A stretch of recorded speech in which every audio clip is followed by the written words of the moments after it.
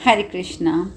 संजय जी आगे बताते हैं, दुर्योधन के वचन सुनकर दुशासन ने कहा, मैं पांचालों और पांडवों के देखते देखते इस अभिमन्यु को मार डालूंगा। सुभद्रा कुमार अभिमन्यु को मेरे लिए काल कलवित हुआ सुनकर अत्यंत अभिमानी श्री कृष्ण और अर्जुन इस जीवलोक से प्रेत लोक को चले जाएंगे, इसमें संशय नहीं है। उन दोनों को मरा हुआ सुनकर पांडु के क्षेत्र में उत्पन्न हुए ये चारों पांडव कायरतावश अपने सुहृदय वर्ग के साथ एक ही दिन प्राण त्याग देंगे। मैं भी अभी आपके लिए शत्रुओं का नाश किए देता हूँ।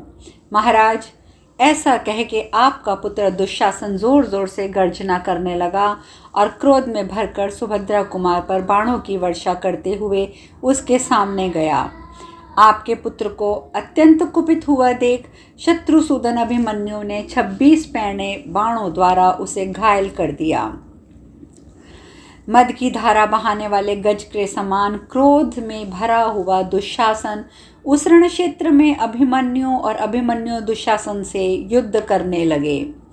उस समय बाजे बजने लगे, ढोल नगाड़े मृदंग सब बजने लगे, शंख और सिंहनाद की ध्वनियां भी मिली जुली थी। इस प्रकार श्री महाभारत द्रोण पर्व के अंतर्गत अभिमन्यु वध पर्व में दुशासन युद्ध विषयक 39वां अध्याय पूर्ण हुआ। संजय जी आगे कहते हैं, राजन, तदंतर उन दोनों पुरुष सिंहों में घोर युद्ध हुआ। उस समय शूरवीरों का संहार करने वाले महाबाहु सुभद्रा कुमार ने बड़ी फुर्ती के साथ दुशासन के बाणों सहित धनुष को काट दिया और अपने भयंकर बाणों द्वारा उसे सब ओर से शक्त विक्षिप्त कर दिया। बड़े सौभाग्य की बात है कि मैं आज युद्ध में सामने आए हुए और अपने शूरवीर मानने वाले तुझ अभिमानी, निष्ठुर, धर्म त्यागी, दूसरों की निंदा में तत्पर रहने वाले शत्रु को प्रत्यक्ष रूप में देख रहा हूँ। ये बातें उसे दुशासन को देखकर अभिमन्यु के मुख से अनायास ही निकल गईं। अभिमन्यु ने आगे कहा, ओ मूर्ख, तूने द्यूत क्रीड़ा में विजय पाने में उन्मत्त होकर राजा सभा में राजा धृतराष्ट्र के सुनते सुनते जो अपने निष्ठुर वचनों के द्वारा धर्मराज युधिष्ठिर को कुपित किया था और शकुनी के आत्मबल जुए में छल कपट का आश्रय लेकर जो तूने भीमसेन के प्रति ऊट पटांग संट संट बातें कही थी, इससे उन धर्मात्मा धर्मराज को जो क्रोध हुआ उसी का फल है कि आज तुझे यहाँ दुर्दन प्राप्त हो रहा है। दूसरों के धन का अपहरण, क्रोध, अशांति, लोभ, ज्ञान लोप, द्रोह, दुस्साहसपूर्ण बर्ताव और मेरे उग्र धनुर्धर पितरों के राज्य का अपहरण, इन सभी बुराइयों के फलस्वरूप उन महात्मा पांडवों के क्रोध से तुझे आज ये बुरा दिन प्राप्त हुआ है। दुर्मते, तू अपने उस अधर्म का भयंकर फल प्राप्त करेगा। आज कुरुकुल कलंक, आज रोष में भरी हुई माता कृष्णा तथा पितृतुल्यताऊ भीमसेन का अभिष्ट मनोरथ पूर्ण करके इस युद्ध में उनके ऋण से मैं उऋण हो जाऊंगा। यदि तू युद्ध छोड़कर भाग नहीं जाएगा तो आज मेरे हाथ से जीवित नहीं बचेगा। ये कहते हुए उन्होंने बाण चलाना आरंभ किया। वह बाण तुरंत ही उसके वक्षस्थल पर पहुंचकर उसके गले की हंसली को विदीर्ण करता हुआ पंख सहित भीतर घुस गया, मानो कोई सर्प बांबी में समा गया हो। तत्पश्चात अभिमन्यु ने दुशासन को और 25 बाण मार दिए।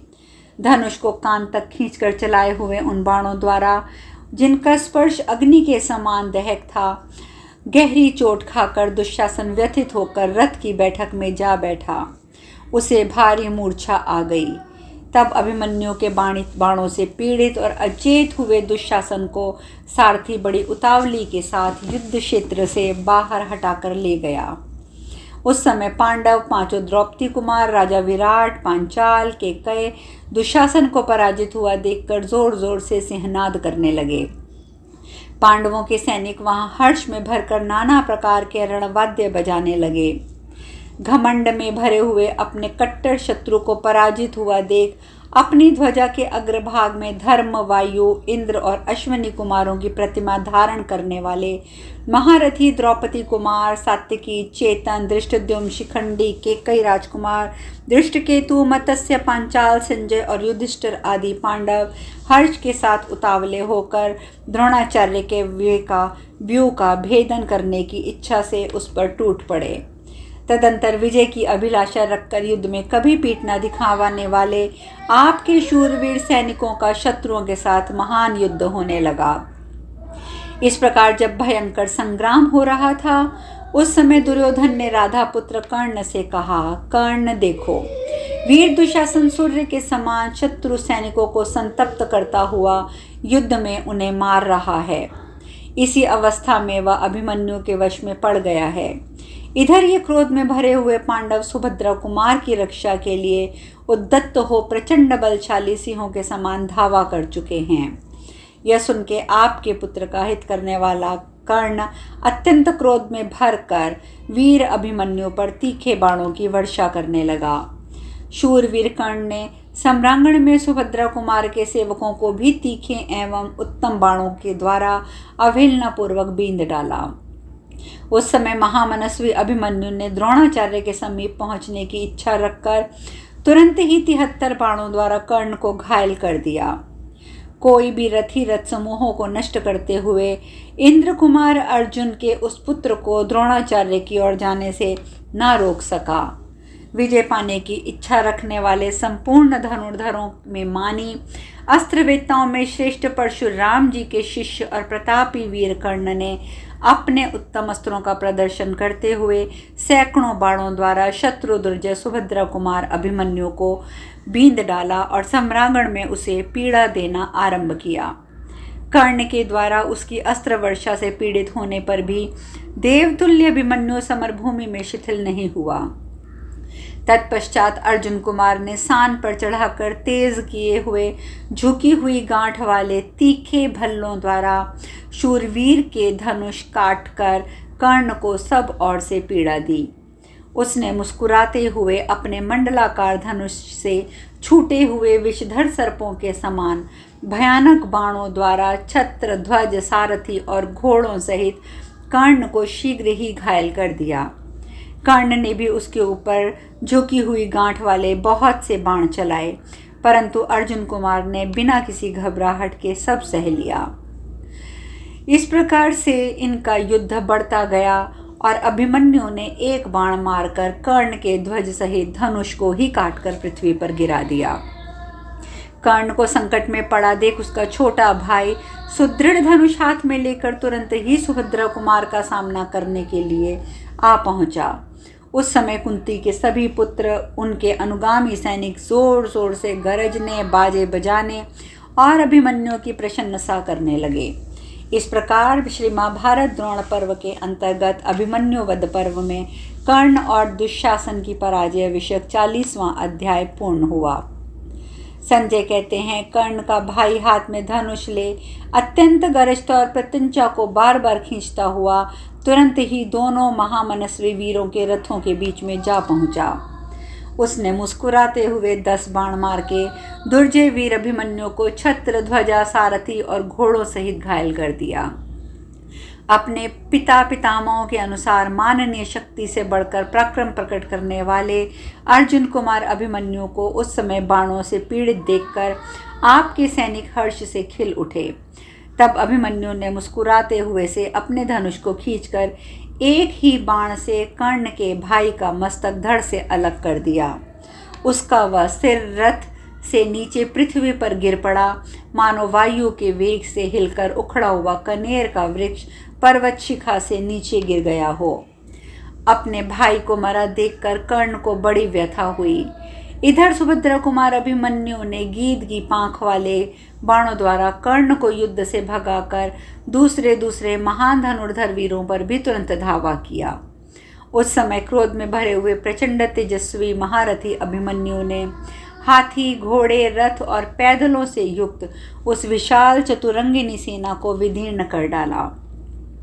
अभिमन्यु के चलाए हुए बहुसंख्यक बाणों से पीड़ित हुआ कर्ण अपने वेगशाली घोड़ों की सहायता से शीघ्र ही रणभूमि में से भाग गया।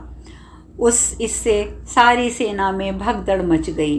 राजन, उस दिन अभिमन्यु के बाणों से सारा आकाशमंडल इस प्रकार आच्छादित हो गया था मानो टिड्डी दलों से अथवा वर्षा की धाराओं से व्याप्त हो गया हो।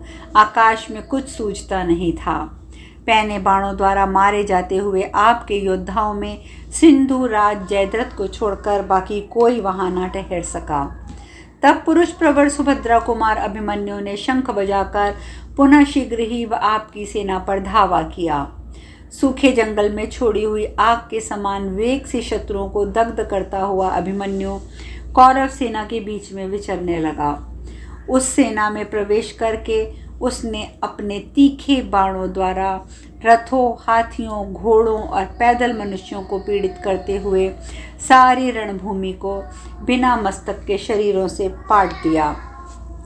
सुभद्रा कुमार के धनुष से छूटे हुए उत्तम बाणों से शक्त विक्षिप्त हो आपके सैनिक जीवन रक्षा के लिए सामने आए हुए अपने ही पक्ष के योद्धाओं को मारते हुए भाग चले। अभिमन्यु के वे भयंकर कर्म करने वाले घोर, तीक्ष्ण, बहुसंख्यक विपाठ नामक बाण आपके रथों, हाथियों, घोड़ों को नष्ट करते हुए शीघ्र ही धरती में समा जाते थे। उस युद्ध में आयुध, दस्ताने, गदा, बाजूबंद वीरों की स्वर्ण भूषित भुजाएं कट कर गिरती हुई दिखाई देती थी। उस युद्ध में धनुष, बाण, खड्ग, शरीर तथा हार और कुंडलों से विभूषित मस्तक सहस्त्रों की संख्या में छिन्न भिन्न पड़े थे। आवश्यक सामग्री, पहिए, जुए चूर चूर और टुकड़े टुकड़े होकर गिर रहे थे। शक्ति, धनुष, खड्ग गिरे हुए, ध्वज, ढाल, बाण भी छिन्न भिन्न होकर सब और बिखरे पड़े थे। प्रजानाथ, बहुत से क्षत्रिय घोड़े और हाथी भी मारे गए थे। भरत नंदन, हाथियों, घोड़ों और पैदल सैनिकों की आयु को छीनते हुए अभिमन्यु को हमने क्षण भर में दोपहर के सूर्य की भांति शत्रु सेना को पुनः तपाते हुए देखा।